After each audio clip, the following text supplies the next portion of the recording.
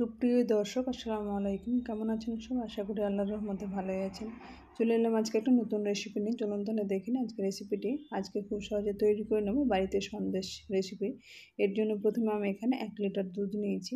দুধটাকে ভালোভাবে ফুটিয়ে নিয়ে এখানে দেখে বুঝতে পারছেন এরকমভাবে ভালোভাবে যখন ফুটে গেছে, এটা যেহেতু আমাদের অরিজিনাল গ্রামে দুধ পাওয়া যায় সেই দুধটা এখানে নিয়েছি আমি ভিনিগার। এখানে চাইলে আপনার লেবুর রস দিয়ে দুধটা কেটে নিতে পারেন, তাহলে ছানাটা এখানে খুব সুন্দর তৈরি হয়ে যায়। এখন দুধটা ভালোভাবে ফুটে গেছে। এখন দুধটা যতক্ষণ না ফুটবে ততক্ষণ এই ভিনিগার কিংবা লেবুর রস দেবেন না। এরকমভাবে দুধটা ভালোভাবে ঘন করে নেওয়ার পরে ভালোভাবে ফুটে গেছে। এখন এখানে আমি ওভেন বন্ধ করে দিয়ে এখন এখানে ভিনিগারগুলো দিয়ে দেবো। প্রথমে 2 চামচ দিয়ে আমি ভিনিগারের মধ্যে অল্প পরিমাণে জল মিশিয়ে দিয়েছিলাম 2 চামচ, কারণ ডাইরেক্ট এটা দেবেন না, তাহলে এটা টক ভাব বেশি আসে আর ছানাটা শক্ত শক্ত হয়। এরকমভাবে তাহলে ছানা নরম হলে এখানে সন্দেশটা একেবারে দোকানের মতো ফ্লাফি তৈরি হবে।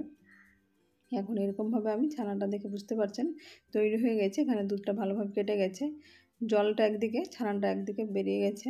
এরকমভাবে নেড়ে চেড়ে এখন ফুল ফ্লেম করে নিয়ে আমি ওভেন অন করে দিয়ে ফুল ফ্লেমে এটা 2 মিনিট মতো ফুটিয়ে নেব। এখানে দেখে বুঝতে পারছেন ছানাটা খুব সুন্দর হয়ে গেছে। এটা একেবারে এরকমভাবে তৈরি করলে নরম হবে।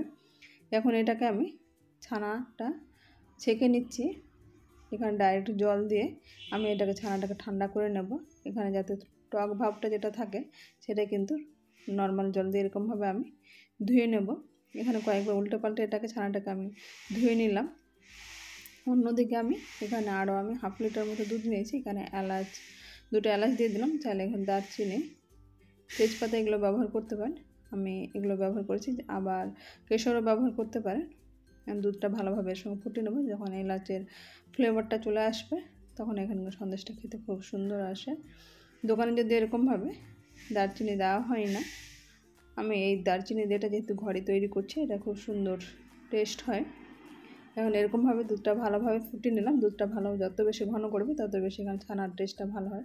আর 1/2 চামচ মতো এখানে চিনি দিয়ে দিলাম। যেহেতু এখানে দুধটা ঘন আছে, এখানে দুধটা এমনিতেই মিষ্টি আছে, তাই 1/2 কাপ মতো আমি চিনি দিলাম। এখানে চিনির পরিমাণটা আপনারা কম বেশি করে নেবেন। এদিকে ছানাটা আছে একটা প্লেটের মধ্যে আমি নিয়ে ভালোভাবে এরকম মেখে নিচ্ছি, একেবারে ঝরঝরে করে নেব। এটা যত বেশি ঝরঝরে করবে এখানে সন্দেশটা তত বেশি সফট হবে আর দানাদার থাকবে না, এরকম মসৃণ হয়ে যাবে। আমি এটা ভালোভাবে মেখে নিলাম। ভালোভাবে এটা একটু হাত দিয়ে চটকে মেখে নেওয়ার পরে যে দুধটা আমি ফুটে রেখেছিলাম এটা ঘন হয়ে গেছে। এখন সেই দুধের মধ্যে আমি ছানাটা দিয়ে এটা ভালোভাবে এটাকে ফুটিয়ে নেবো। এটা যতক্ষণ না ঘন হয় ততক্ষণ ফুল ফ্লেমে এটা অনবরত এটাকে নাড়তে থাকবো। এখানে চিনির পরিমাণটা আপনার কম বেশি করে নেবেন, যেমন সন্দেশটা মিষ্টি খাবেন সেই হিসাবে করবেন। এইদিকে আমি নিয়েছি গুঁড়ো পাউডার দুধ 1/2 কাপ। এখানে দুধের মধ্যে আমি আগে থেকে দুধটা ঢেলে রেখেছিলাম, সেই দুধটার মধ্যে এটা দিয়ে দিলাম। এখানে সন্দেশটা তাহলে আরও বেশি টেস্টফুল হয়। এখানে চাইলে গুঁড়ো পাউডার দুধটা দিতে পারেন, আবার না চাইলে নাও দিতে পারেন, দিলে টেস্টটা ভালো হয়। তা আমি এখানে মোটামুটি 4 থেকে 5 চামচ মতো গুঁড়ো পাউডার দুধ গুলে নিয়ে মধ্যে দিয়ে দিলাম। দুধটা অনেকটা ঘন হয়ে আসছে, দেখে বুঝতে পারছেন।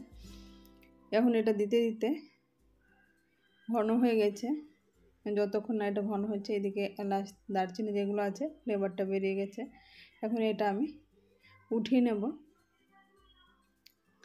এখন ফুল ফ্লেমে এটা নাড়তে নাড়তে অনেকটা ঘন হয়ে গেছে, দেখে বুঝতে পারছেন। এখন এরকমভাবে নাড়তে নাড়তে এটা ঘন হয়ে গেছে। এটাকে এখন আমি ওভেন বন্ধ করে দেব। চাইলে এখানে আপনার কর্নফ্লাওয়ার দিলে এটা খুব দ্রুত জমাট হয়ে যায়। এরকমভাবে আমি নেড়েচেড়ে একটা প্লেটের মধ্যে গরম গরম অবস্থায় ঢেলে দিলাম। এখন এটাকে আমি ফ্রিজের মধ্যে, এটা যখন ভালোভাবে ঠান্ডা হয়ে যাচ্ছে তখন আমি এটা ফ্রিজের মধ্যে রেখে দেবো 1/2 ঘন্টার জন্য। এটা তাহলে ভালোভাবে সেট হতে পারবে। এটা ফ্রিজ থেকে আমি 1/2 ঘন্টা পরে দেখাচ্ছি। এটা আমি নর্মাল ফ্রিজে রেখে দিয়েছিলাম, এটা ভালোভাবে সেট হয়ে গেছে। এখন এখান থেকে আমি সন্দেশের শেপ করে নিয়ে বা বরফি শেপ করে নিয়ে এটা কেটে নিলাম। এখানে নিজেদের পছন্দ মতো করে আপনার শেপটা তৈরি করে নেবেন। এরকম খুব সহজে তৈরি করে নিয়েছি ঘরে সন্দেশ রেসিপি। আমার রেসিপিটি কেমন লাগলো আপনারা অবশ্যই কমেন্ট বক্সে কমেন্ট করবেন। আজ তাহলে এ পর্যন্ত, ফিরে আসছি নতুন কোনো রেসিপি নিয়ে। ভালো থাকবেন, সুস্থ থাকবেন। আসসালামু আলাইকুম, আল্লাহ হাফেজ।